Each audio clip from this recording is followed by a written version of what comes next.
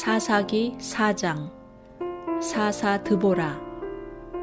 에훗이 죽은 뒤에 이스라엘 자손은 다시 주님께서 보시는 앞에서 악한 일을 저질렀다. 그래서 주님께서는 하솔을 다스리는 가나안 왕 야빈의 손에 그들을 내주셨다.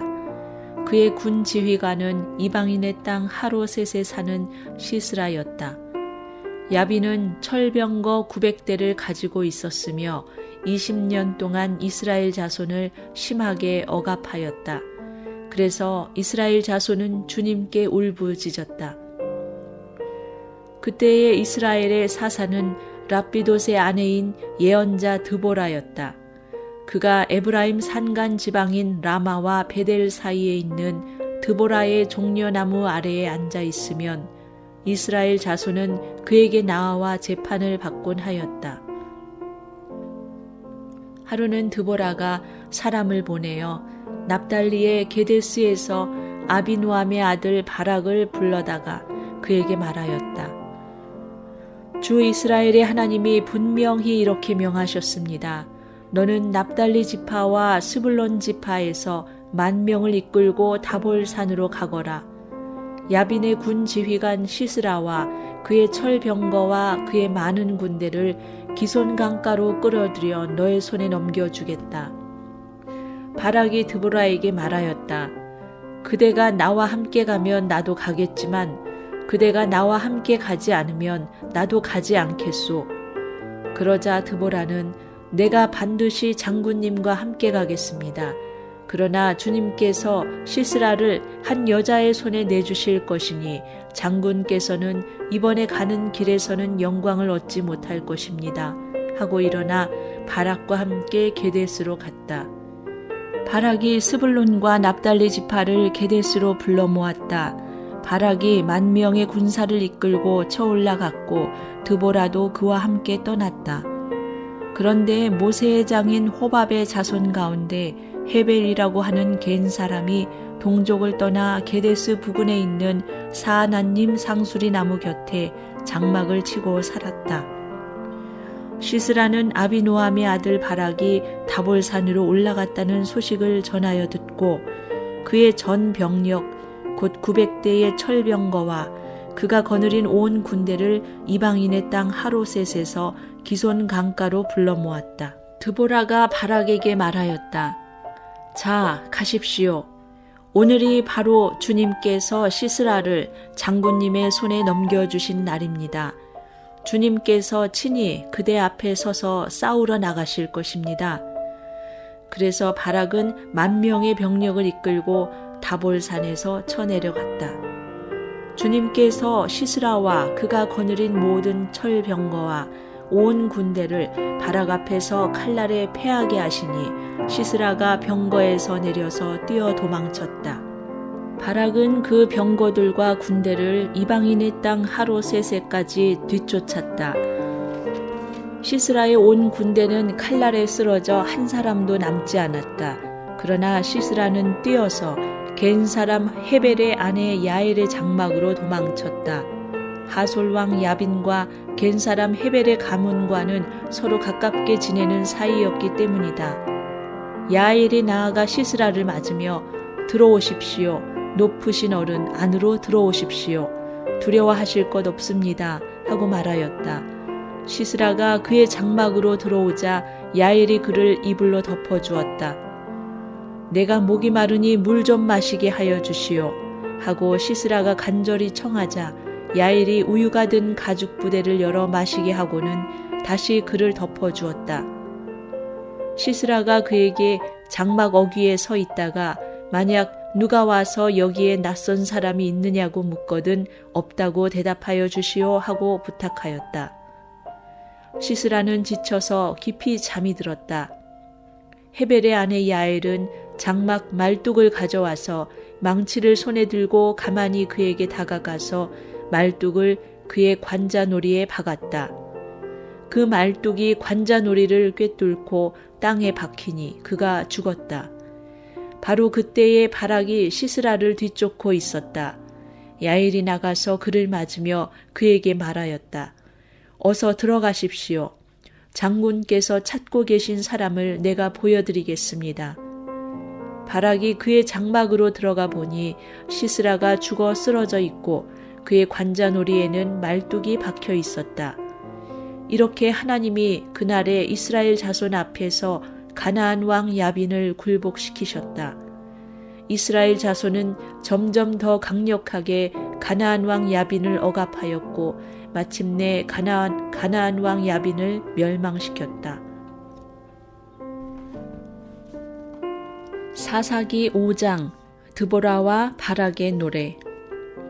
그날 드보라와 아비노함의 아들 바락이 이런 노래를 불렀다.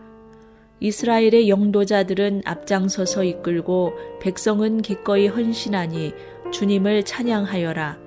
너희 왕들아 들어라. 너희 통치자들아 귀를 기울여라. 나 곧 내가 주님을 노래하련다. 주 이스라엘의 하나님을 찬양하련다. 주님께서 세일에서 나오실 때에, 주님께서 에돔 땅에서 출동하실 때에 땅은 흔들리고 하늘은 물을 쏟아내고 구름은 비를 쏟았습니다. 산들이 주님 앞에서 진동하였고 저 신의 산마저 주 이스라엘의 하나님 앞에서 진동하였습니다. 아나세 아들 삼갈 때에도 야엘 때에도 큰 길에는 발길이 끊어지고 길손들은 뒷길로 다녔다.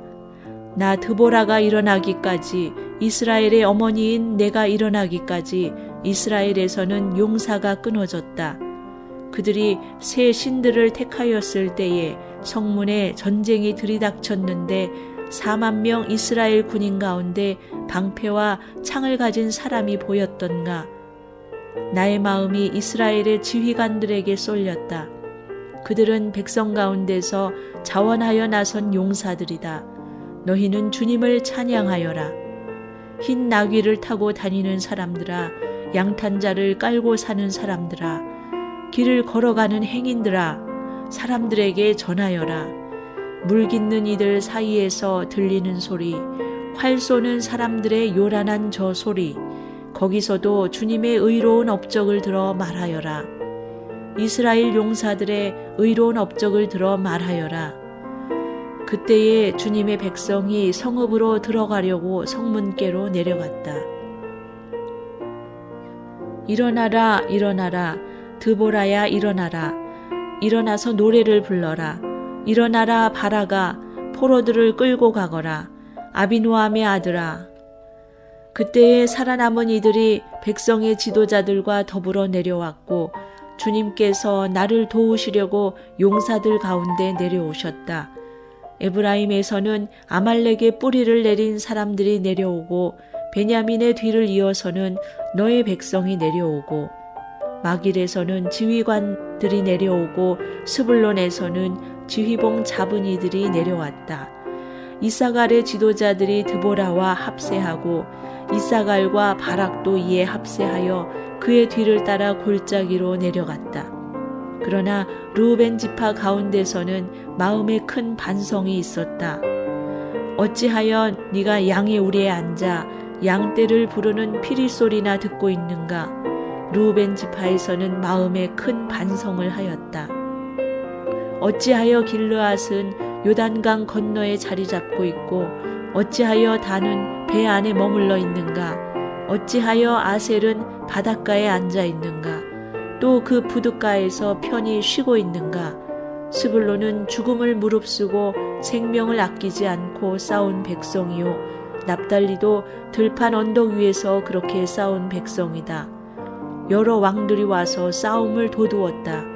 가나안 왕들이 무깃도의 물가 다안악에서 싸움을 도두었으나 그들은 탈취물이나 은을 가져가지 못하였다.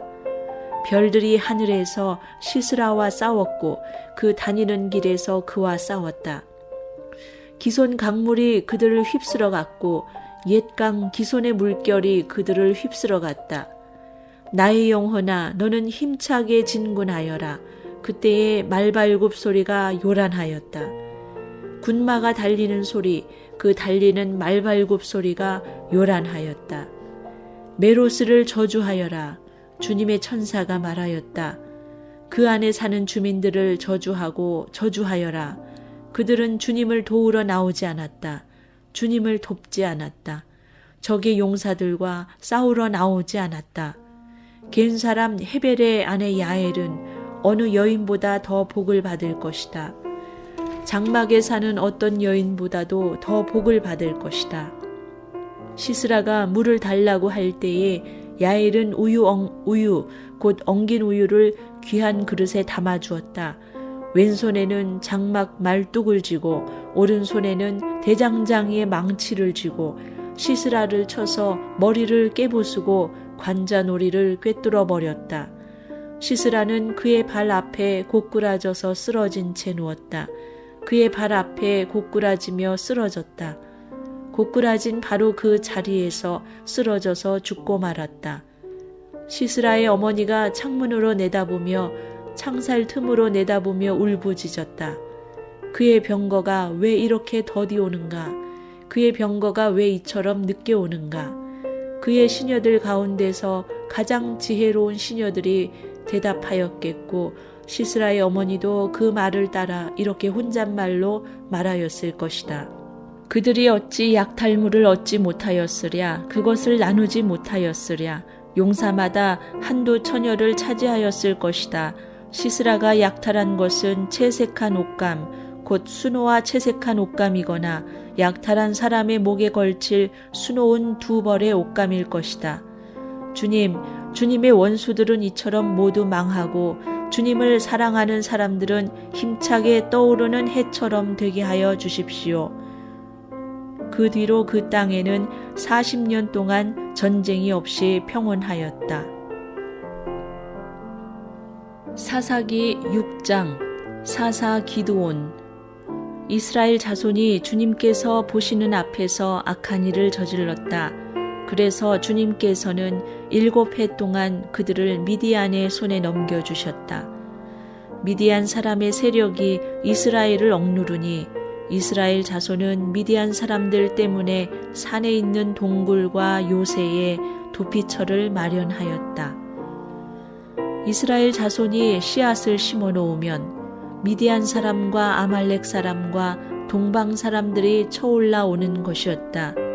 그들은 이스라엘을 마주보고 진을 쳐놓고는 가사에 이르기까지 온 땅의 소산물을 망쳐놓았다. 그리고 이스라엘에 먹을 것을 하나도 남기지 않았으며 양이나 소나 나귀까지도 남기지 않았다. 그들은 가축대를 몰고 장막을 가지고 메뚜기 떼처럼 들어왔는데 사람과 낙타가 이루 셀 수 없을 만큼 많았다. 그들이 들어와서 온 땅을 황폐하게 만들었다. 이스라엘이 미디안 때문에 전혀 길을 펴지 못하게 되자 마침내 이스라엘 자손이 주님께 울부짖었다.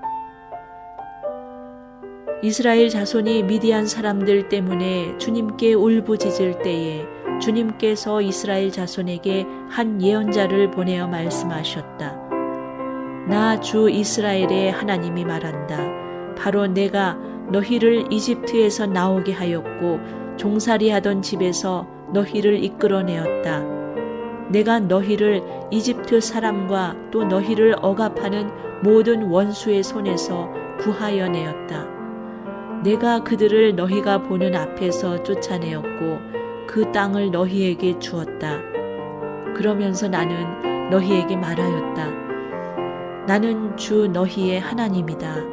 너희가 아모리 사람의 땅에서 살고 있으니 아모리 사람의 신들은 섬기지 말아라. 이렇게 말하였으나 너희는 내 말을 듣지 않았다.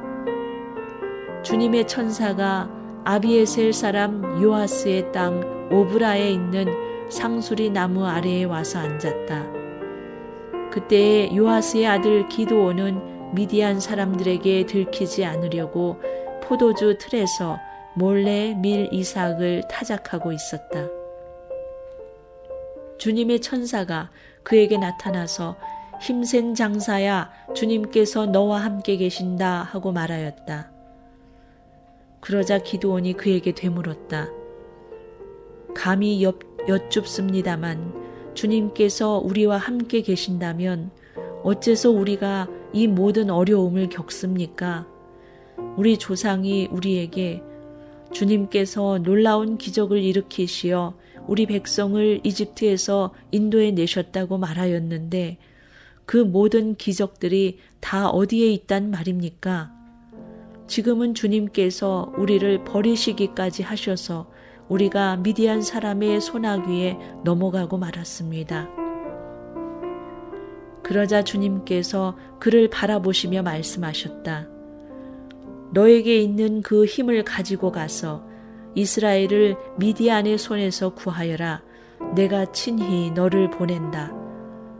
기드온이 주님께 아뢰었다. 감히 여쭙습니다만 내가 어떻게 이스라엘을 구할 수 있습니까?